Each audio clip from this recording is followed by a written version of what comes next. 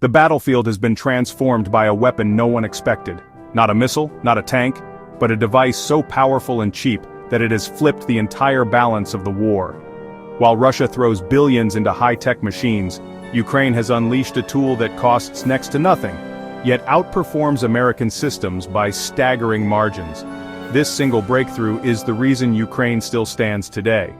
A Ukrainian drone jammer, which is the only reason that Ukraine is still there this year, which forces the Russians to use fiber-optic drones, is now about 1/10 the cost of what the US produces and performs an order of magnitude more effectively. What we just heard underscores a shocking reality. Ukraine has developed game-changing technology at a fraction of the cost, rendering Russian tactics outdated. By forcing the enemy to abandon their most advanced drones, Ukraine is proving that innovation, not just firepower, is what keeps them alive. It's not just a tool, it's a survival edge that may reshape modern warfare itself. What Peter Zeihan revealed about Ukraine's battlefield innovation was just the beginning. Because while Russia boasts about endless manpower and firepower, the truth on the ground tells a far darker story. The Kremlin's mighty war machine is rotting from within, and now an entire army group, hundreds of thousands strong, finds itself trapped not by missiles, but by something as basic as water. What's unfolding in Donbas is nothing short of catastrophic. Imagine this. More than 200,000 Russian soldiers in Donbas paralyzed without a single shot being fired. No artillery bombardment, no sweeping offensive. Instead, the first real breakthrough that shattered Moscow's grip on the front lines came from something deceptively simple: water channels and taps. On August 25th, even Denis Pushilin, the Kremlin's puppet administrator in Donetsk, was forced to admit the unthinkable. He confessed that a massive water crisis had crippled both civilians and soldiers, forcing people to line up endlessly in front of water trucks. Moscow's war machine wasn't just fighting the Ukrainian army anymore. It was being choked by thirst. Pushilin warned that the only way to solve this headache was for Russia to seize the Slovyan Canal and the entire Donbas. But under current conditions, that was impossible. The supposed secure rear area Moscow bragged about had collapsed, replaced by desperate queues behind water tankers and broken infrastructure.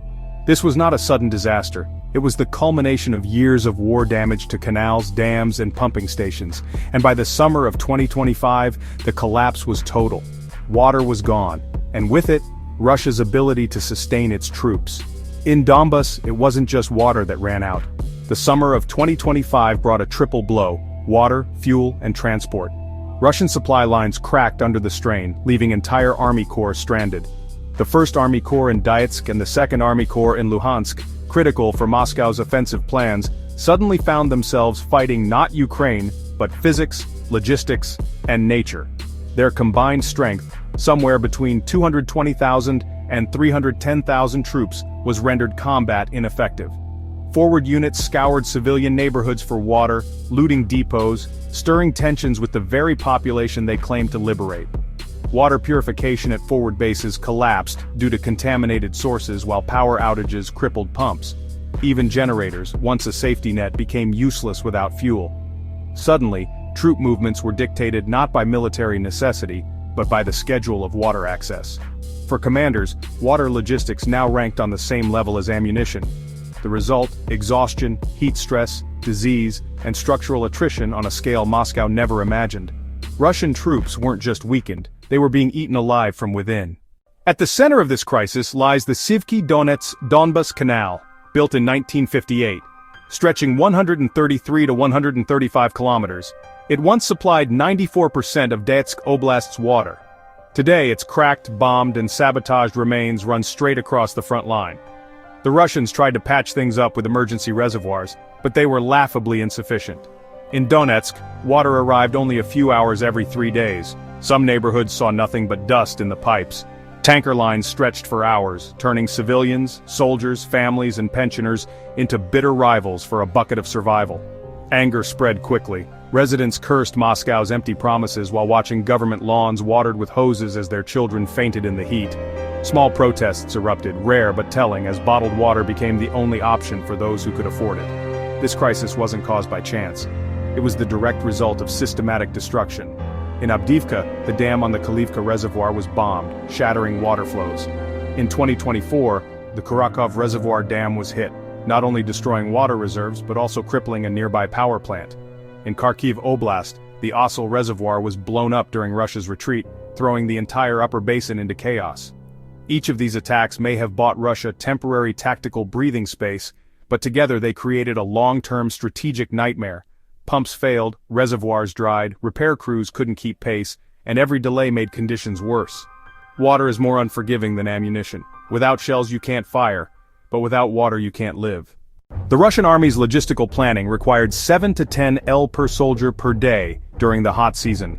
With hundreds of thousands of troops in Donbas, the demand skyrocketed far beyond what supply lines could carry.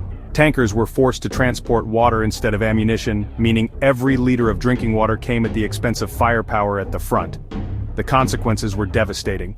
Heat stress, kidney failure, and infections skyrocketed. Simple hygiene collapsed. Even basic tasks like maintaining vehicle filters or disinfecting wounds became impossible. Soldiers fell sick, trenches turned into cesspools, and morale collapsed. Every day spent hauling water instead of weapons drained Russia's strength. It was attrition without a shot being fired. While the Kremlin bragged about victory, reality on the ground was undeniable. Donetsk's taps were dry. Families waited hours for a rationed bucket. Schools, hospitals, and factories slowed to a crawl. The occupation government tried to deflect blame onto Ukraine, but the people knew the truth. The war itself had destroyed the lifeline. Even the military's tactical options shrank. Units were forced to cluster near water sources, making their positions predictable and vulnerable to Ukrainian reconnaissance. Tanker convoys became prime drone targets. Repair engineers begged for armored protection just to patch pipes, competing with frontline units for scarce resources. The phrase "neutralized without a shot" stopped being a metaphor. It was an operational reality. As if thirst weren't enough, fuel shortages hammered Russia's army. Ukrainian strikes on refineries and supply depots knocked out nearly 20% of Russia's refinery capacity, 1.44 million barrels a day.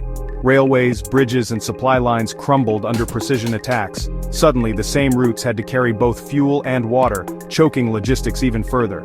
Field commanders faced impossible choices: water or ammunition, soldiers or civilians. Every answer weakened another part of the front. By late August, the Kremlin's massive force of 220,000 to 310,000 men was paralyzed. Tens of thousands combat ineffective. Instead of launching offensives, they were waiting for trucks, for tankers, for relief that never came.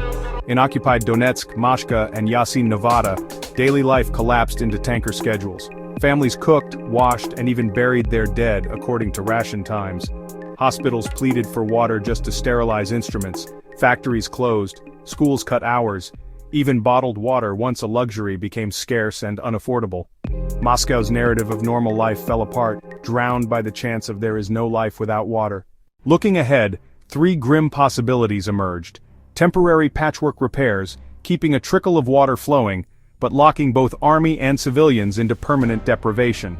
A desperate offensive to seize the canal's headquarters, risking fierce fighting only to destroy the very infrastructure they sought to save. A ceasefire for repairs, politically unlikely and militarily dangerous. All 3 pointed to one truth: there would be no easy escape. This is why Ukraine's silent strike, cutting lifelines rather than firing shells, was genius. By targeting water, fuel, and transport, Kiev has trapped an entire Russian army. Up to 300,000 troops stand stranded in Donbas, bleeding strength every single day, abandoned by the very state that sent them. The Kremlin wanted to overwhelm Ukraine with mass. Instead, its own mass has become a liability, suffocating under the weight of broken logistics. For Putin, this is more than a setback, it's humiliation. His generals promised unstoppable offensives, yet his soldiers now fight thirst, disease, and despair before they ever face a Ukrainian bullet. The war has exposed the Russian machine for what it truly is: a giant with feet of clay crumbling from within.